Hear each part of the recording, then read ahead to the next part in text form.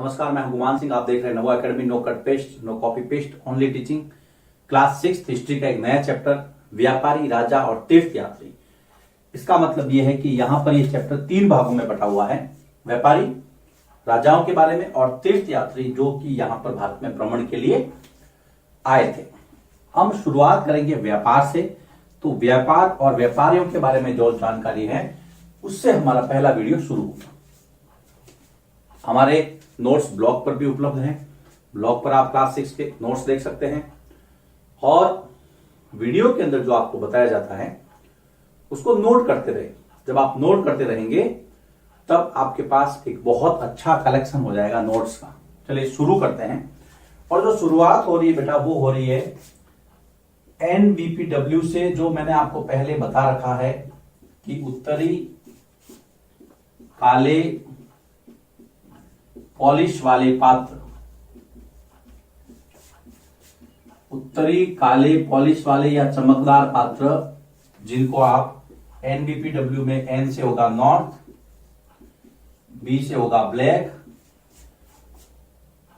North polish, NBPW, north black polished where. यह आपको मैंने पहले बता रखा है। ये ऐसे बर्तन थे जो उत्तर भारत में पाए गए थे, लेकिन बाद में धीरे धीरे अनेक इलाकों में भी भारत के पाए गए। इसका मतलब यह है कि कहीं ना कहीं व्यापार के माध्यम से वो एक जगह से दूसरी जगह पे पहुंचे थे, लोगों का मूवमेंट हुआ था। तो हम यहां लिखेंगे उपमहाद्वीप के अनेक हिस्सों में, उपमहाद्वीप का मतलब भारत से है, भारत के अनेक हिस्सों में ये बर्तन मिले हैं। ये व्यापारियों द्वारा एक हिस्से से दूसरे हिस्से में पहुंचाए गए थे। उपमहाद्वीप के अनेक हिस्सों में ये बर्तन कौन से? काले बर्तन, पॉलिश वाले, जो कि उत्तर भारत के थे लेकिन भारत के सभी इलाकों में पहुंचे। ये बर्तन मिले हैं। संभवतः ऐसा माना जाता है व्यापारियों द्वारा इन्हें एक हिस्से से, अर्थात भारत के एक भाग से एक हिस्से से दूसरे हिस्से में पहुंचाया गया। तो शुरुआत कर दी हमने चैप्टर की बर्तनों से। काले पॉलिश वाले बर्तन जो है वो भारत के विभिन्न हिस्सों में मिले हैं, जबकि थे वो उत्तर भारत के। तो इससे यही अंदाजा लगता है, उड़ के तो पहुंचेंगे नहीं, कोई न कोई तो ले जाएगा। अंदाज यही है कि व्यापार से वो एक दूसरी जगह पे पहुंचे थे। अब हम बात करते हैं दक्षिण भारत की। तो दक्षिण भारत आपको पता ही है, दक्षिण भारत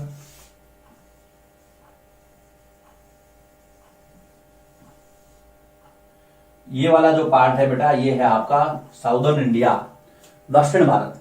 तो दक्षिण भारत किसके लिए प्रसिद्ध था? व्यापार की बात है तो देखिए, दक्षिण भारत सोना के लिए, आज भी कर्नाटक में दक्षिण में सोने की खान है, कोलार की।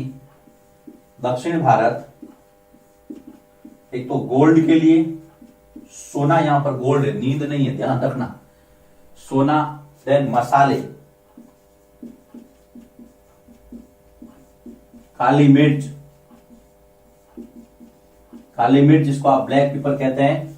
अपने जो पपीते के बीज आते हैं ना, उस आकार की होती है, देखी होगी आपने, यूज भी करते हैं हम घर पे।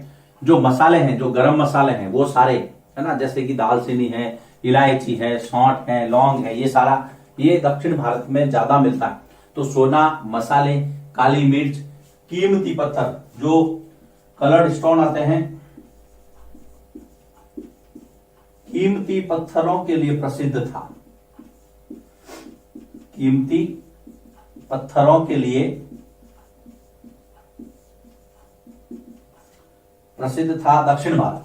दक्षिण भारत सोने के लिए, गोल्ड के लिए, काली मिर्च और सभी मसाले और कीमती पत्थर। काली मिर्च की तो दुनिया के अंदर बहुत मांग थी, खास करके रोमन साम्राज्य जो है ना, यूरोप के अंदर। तो काली मिर्च कि रोमन साम्राज्य में बहुत अधिक मांग होने के कारण इसे काला सोना कहा जाता था। काली मिर्च की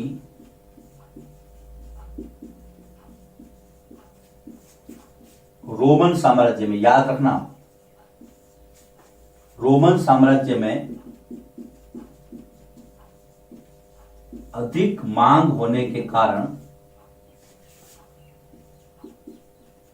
अधिक मांग होने के कारण इसे क्या कहा जाता बेटा?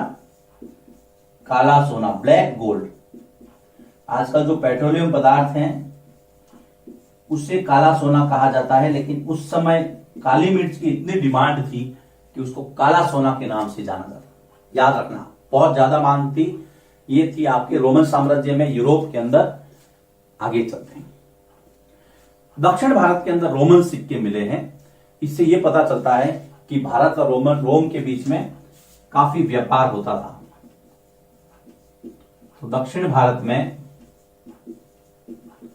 रोम के सिक्के मिले हैं, रोमन सिक्के। तो रोमन सिक्के, यही रोमन सिक्के मिले हैं। इससे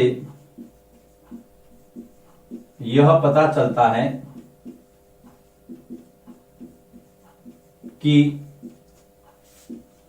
यहां से रोम को क्या होता था? व्यापार हो। भाई आज अगर अमेरिका की करेंसी भारत में मिलती है तो इसका मतलब यही है कि भारत और अमेरिका के बीच में व्यापार है, या फिर यहां का कोई आदमी वहां गया होगा, वहां काम किया होगा, उसको पैसे मिले होंगे, तभी तो वो लेके आया यहां पे। तो दक्षिण भारत में जो रोमन सिक्के मिले उससे यह पता चलता है कि भारत और रोम के बीच में जो है वो व्यापार होता था। और ये बेटा सारा व्यापार जो होता था वो समुद्री रास्ते से होता था। उस समय एरोप्लेन तो थे नहीं, उड़ के चले जाए, समुद्र के रास्ते सारा व्यापार। तो व्यापार जो है वो समुद्री मार्ग से होता था। ये आपको ध्यान में, अधिकतम यात्रा जो है, देखिए, व्यापार समुद्री मार्गों से होता था। व्यापार समुद्री मार्गों से होता था। मानसूनी जब हवाएं चलती थी ना, दक्षिण पश्चिम मानसून, उस हिसाब से फिर ये यात्रा जो अधिकतर जो यात्रा है वो मानसूनी हवाओं के सहारे आगे बढ़ती थी। अधिकांश व्यापारिक यात्राएं मानसूनी हवाओं, आपने पढ़ा है ना मानसून, दक्षिण पश्चिम मानसून, हाँ, मानसूनी हवाओं के सहारे आगे बढ़ती थी। आगे चलिए,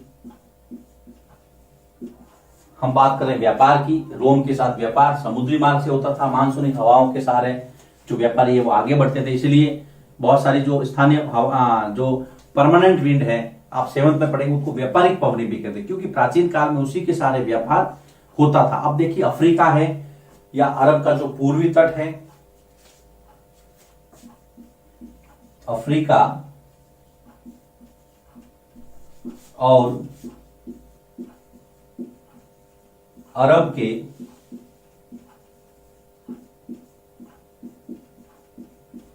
पूर्वी तट से, या आपने वर्ल्ड के मैप में बताया आपको, देखिए ये अफ्रीका है ना, ये भूमध्य सागर है, ये यहाँ पे लाल सागर है, ये यहाँ से अदन की खाड़ी से होते हुए है ना, फिर यहाँ पर आपको ये अरब कंट्रीज मिलेगी, और यहां से ये आपके ये इंडिया है, इस तरह से ये हिंद महासागर है।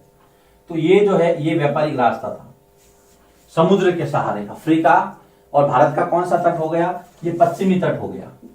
इसको आपको समझना है ना। तो अफ्रीका और अरब का जो पूर्वी तट था, ये इसका पूरब है, ये इसका पूरब है, लेकिन हमारा पश्चिम है ना। तो अफ्रीका और अरब के पूर्वी तट से भारत के पश्चिमी तट पर, पूर्वी तट से भारत के पश्चिमी तट पर जो दक्षिण पश्चिम हवाएं चलती थी, जो मतलब हवाएं चलती थी आपको दक्षिण पश्चिम मानसून, हमने देखा है ज्योग्राफी के अंदर कि जल से थल की ओर जो हवाएं चलती है, दक्षिण पश्चिमी तट पर दक्षिण पश्चिमी मानसून के सहारे यात्रा पूरी करते थे।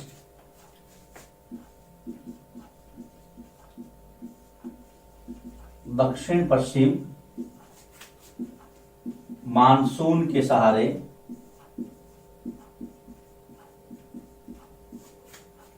यात्राएं पूरी करते थे।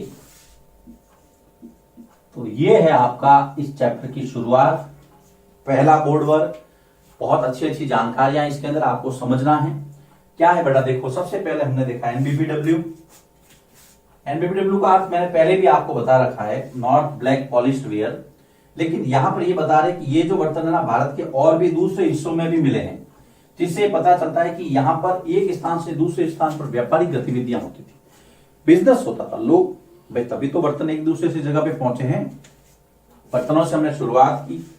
उसके बाद में दक्षिण भारत में सोना, मसाले, काली मिर्च, कीमती पत्थर बहुत अच्छे और बहुत ज्यादा थे, प्रसिद्ध थे। और काली मिर्च की रोमन साम्राज्य में बहुत ज्यादा मांग थी, इसलिए इसको काला सोना कहा जाता था। ये बेटा इंपॉर्टेंट फैक्ट है, इसको लिखना।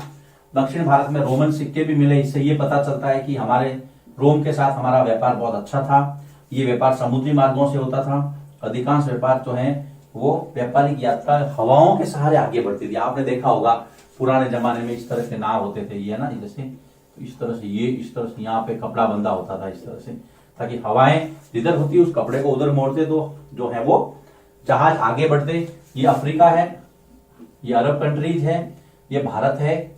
और यहाँ पर ये देखिए ये अरब सागर के सहारे यहाँ पर अदन की खाड़ी है। जब आप देखेंगे तो ये लाल सागर, ये भूमध्य सागर और यहाँ पर है रोम।